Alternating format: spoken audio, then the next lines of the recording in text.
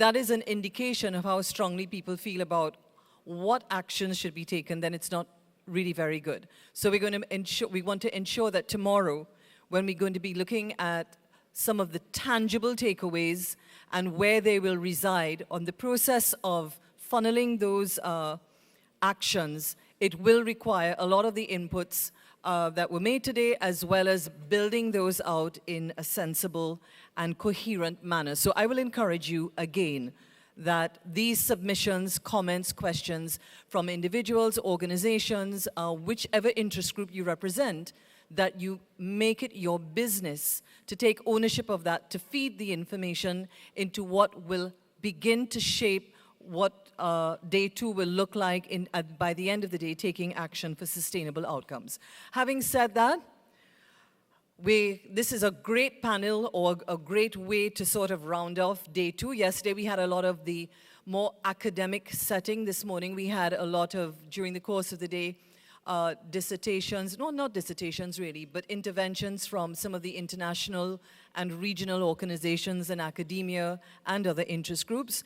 This last session is New Thinking for New Times, and a lot of that has already been articulated.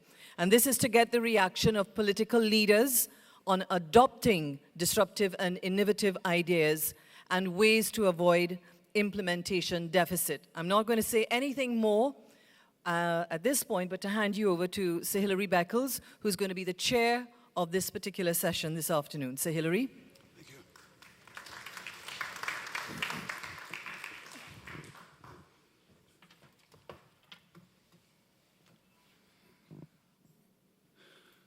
Welcome everyone to this afternoon session, New Thinking for New Times, a high-level roundtable. This session will be divided into two sections. The first part, you will receive opening remarks followed by two keynotes. And the second part, we will have a roundtable with our prime ministers and ministers. I regret to announce that our distinguished Prime Minister of this great republic, the Honorable Kamala Prasad-Bissessar, will not be able to join us this afternoon on account of very important and pressing matters of state. But she has sent her very able minister, Minister Vasant Barath, Minister for Trade, Industry, Investments, Communications, and also Minister in the Ministry of Finance, a super minister. Has been here, sent in her place. And we will begin then with the keynote, the opening remarks from the minister. Then we will go through to our two keynotes. Thereafter, we will have that roundtable conversation. There are microphones in the corridors, and we will invite members of the audience to place questions to our roundtable. So let us begin then with the opening remarks from Minister Barath.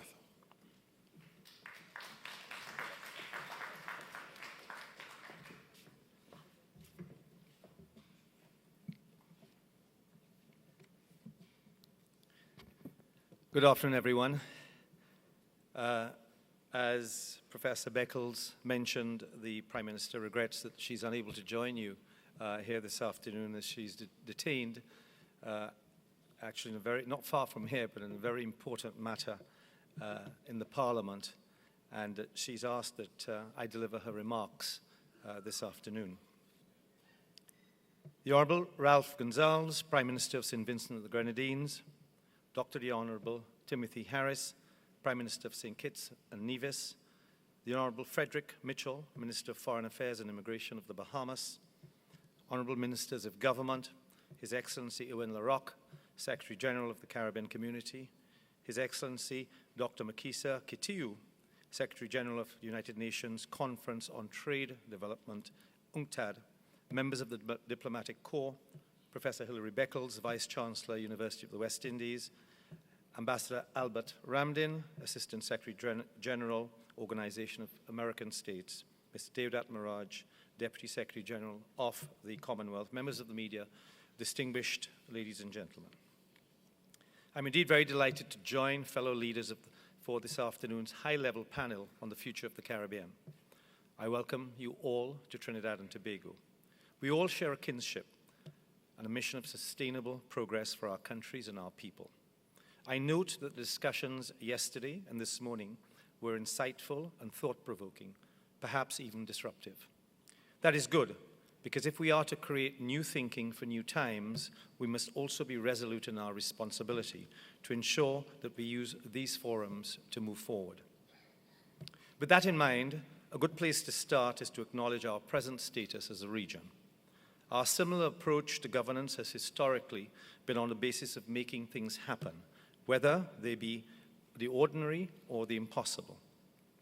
Our history of good relations is strong, and we have all benefited at different times from each other's support, shared resources, and collaboration. Our populations combine to create a global resource of tremendous potential in the context of knowledge sharing and competitiveness. And we all now fully appreciate the exposure we have to world economic issues and the strength we can build when we face challenges standing together. This is where we as a region are right now. Where we want to be will be created by us sharing our resources, pooling our wealth and expertise, and structuring our medium and long-term policy frameworks based on vision. The most valuable link we all share and must keep is that our vision for the future is based on people having the lives they want and are willing to work for it. Collaboration brings great benefits, but also brings great challenges. Those challenges arise in great part because of disparities which our short to medium-term policies must seek to correct, including access to tertiary, technical, and vocational training, employment and job creation, economic diversification and new industries, ICT access and availability, and the competitiveness of our industries. Addressing these disparities may not necessarily mean we must adjust our vision or our policies.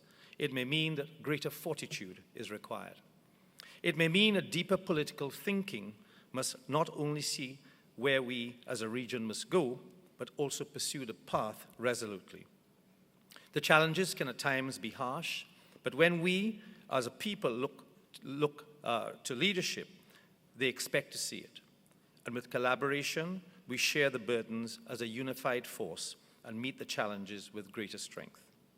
We must not discount the value our partners can add to our economies and the lives of our people. I use the example of Trinidad and Tobago as an active and strong participant in the global sector, oil sector over a century. We are now a gas-based energy economy and have been for almost 2 decades, pursuing strategies at different stages of implementation for economic diversification.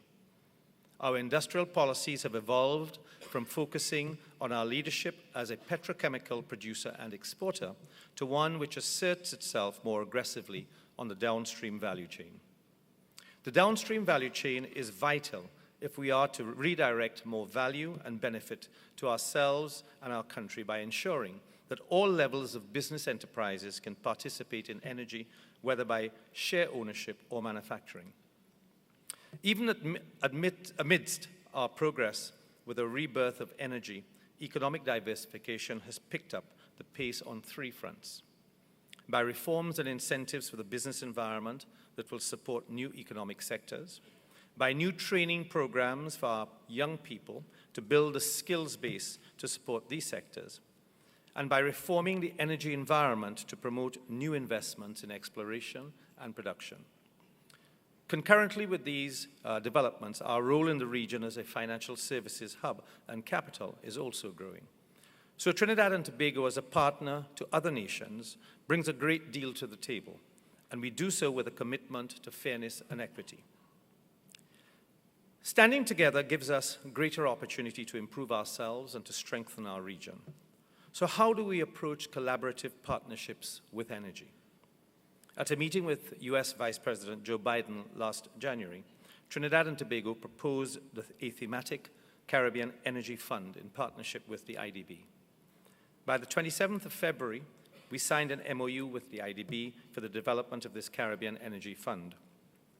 This fund, estimated to require $1 billion, will be a multi-donor fund, and discussions are ongoing as we speak with potential donors, countries, and institutions, and the feedback has been positive. The fund will finance projects to convert power generation from oil to natural gas and the execution of renewable energy projects. Alongside this fund, it was announced recently in Jamaica that the US will establish an energy task force to identify ways to advance energy sector reform, regional integration, and clean energy development. Across in Venezuela, we are now advancing cross-border collaboration on the Loran Manatee gas field, as well as the Manakin Coquina gas field.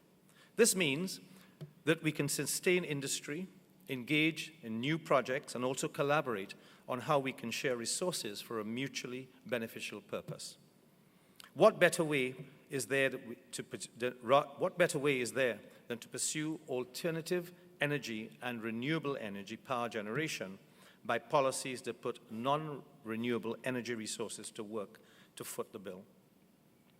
A critical factor in competitiveness, extending the value of our resources and building our knowledge platforms, is connectivity. In Trinidad and Tobago, we have prioritized a number of structural reforms to drive economic growth and promote diversification and competitiveness. Part of those reforms has been the emergence of a national broadband strategy. This strategy will enable us to connect Trinidad and Tobago and its citizens to the government and to the rest of the world in an efficient and value-creating manner. And if our economies are to talk with each other and establish common ground, connectivity is perhaps the most important factor. As a region, we must discuss and collaborate on how we can unify our connectivity and competitiveness objectives on account of broadband. More than that, with a unified broadband strategy, we can then pursue policies to make our economies, industries, and public and private sectors fully connected. In this way, we can benefit not only from building a new era of communication, but also from direct engagement that links us to the world economy as a unified, influential force. Knowledge and information is another area of abundant potential for collaboration.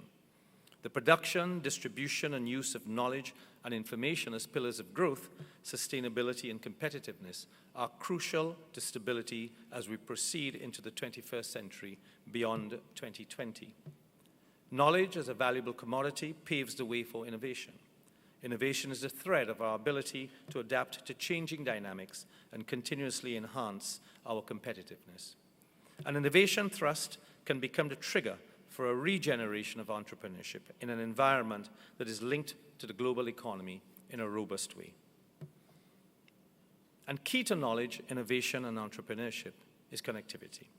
So having put forward the argument for greater collaboration in broadband strategies and the need to advance discussions quickly, we now see how it will pave the way for knowledge and information collaboration. This means effective links amongst us, as well as between CARICOM nations and the vital knowledge system and networks around the world. And in crossing these hurdles, we can pioneer together into new and higher levels of engagement in trade and in other areas which will strengthen our stakes in the global economy and reduce our costs for energy and power generation. This is why earlier I underscored the importance of eliminating disparities that exist in our combined policies for growth and development. Without reforms and investments in training and skills development, achieving the gateway to collaboration and knowledge sharing will prove a